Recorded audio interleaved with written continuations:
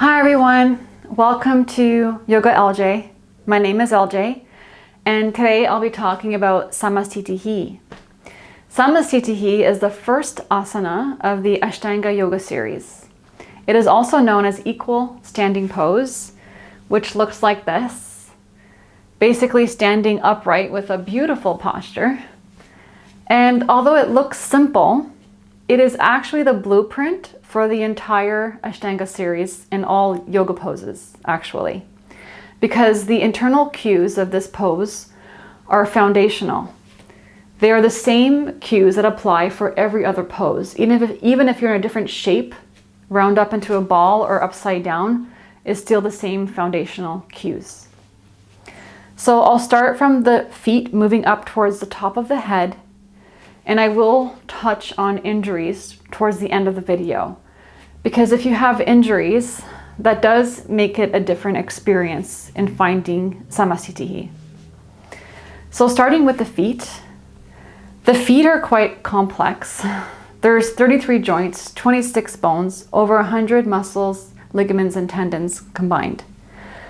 And the muscles of the feet influence the posture, and the muscles of the feet also are what bring tension up the legs, so activates energy up the legs. If there's a weakness in your foot, then likely there's an energy line that's not being activated or a weakness on other parts of your body.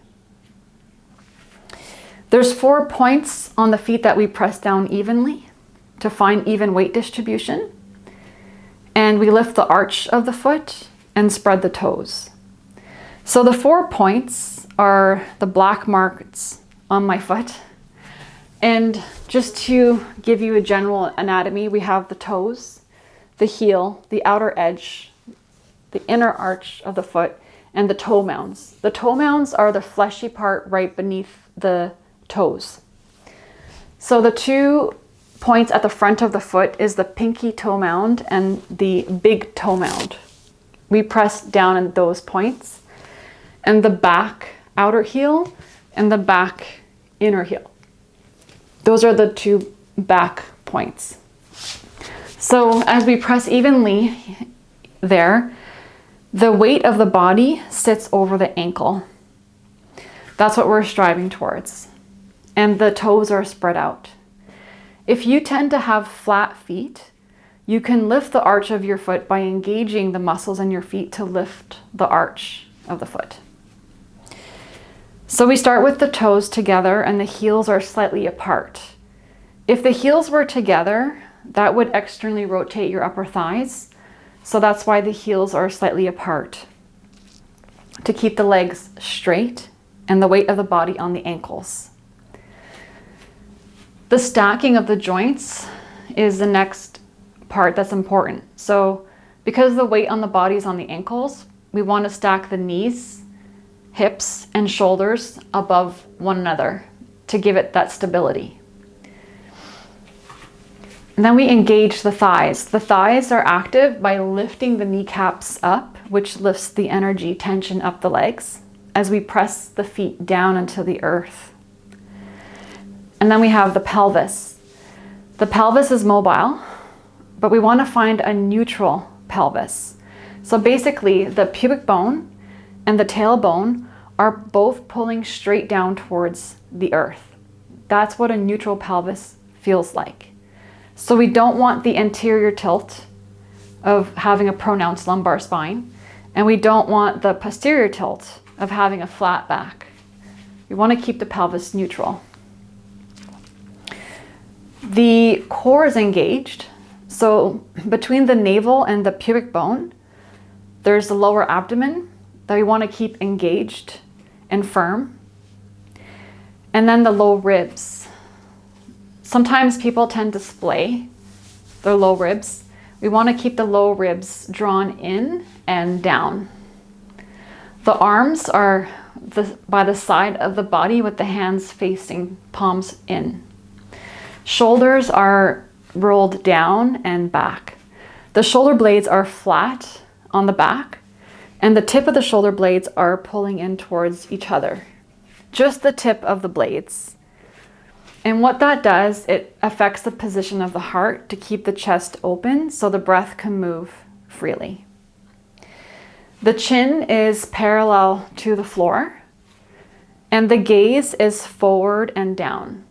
So the drishti, which is in Sanskrit means gaze, in yoga, is often down in order to stay humble. The last cue is the top of the head. The top of the head is reaching up towards the sky. So as we press the feet down and pull the head up, that lengthens the spine and brings energy up throughout the body. It's an oppositional force working together. And in yoga, we're working with oppositional forces all the time. That's what it is, actually. Working with opposition and finding a place of center. And so Samasthiti is basically like a beam of light, because the better your posture is, the more effortless and lighter it's going to feel. And when you find that in Samasthiti, then you can bring that in all the other poses. Another way to find Samasthiti is to use a block. We can bring it between the thighs, and this helps to find your weight distribution and the stacking of the joints. I actually just made a video, Yoga Meditation number 2 video, which I will post here if you'd like a class that has more focus on using the block. If you have injuries, that's okay. We can still work with them and actually improve the injury with consistent practice. The first thing is to know where the weakness is in the body, and then we counteract that with weight distribution. So for example, I have a right hip injury. So I personally don't press evenly in the 4 corners of my feet because of that. I press slightly more in the outer right edge of my foot. And to counterbalance that, on the left side, I press a little more on the left big toe mound only. And that makes me feel even for now. Because over time, as my hip improves and strengthens, and the right leg as well, it changes the weight distribution, and I won't have to correct so much. So you don't want to overcorrect or undercorrect. With the guide of a well-informed teacher, it does make it possible. And the good thing about it is it forces you to work more deeply inside the body. So the mind-body connection is strengthened and heightened. So we become very aware of any little slight imbalances. Don't get discouraged. I hope you enjoyed this video, and give it a thumbs up. Please come join me for the next one. Namaste.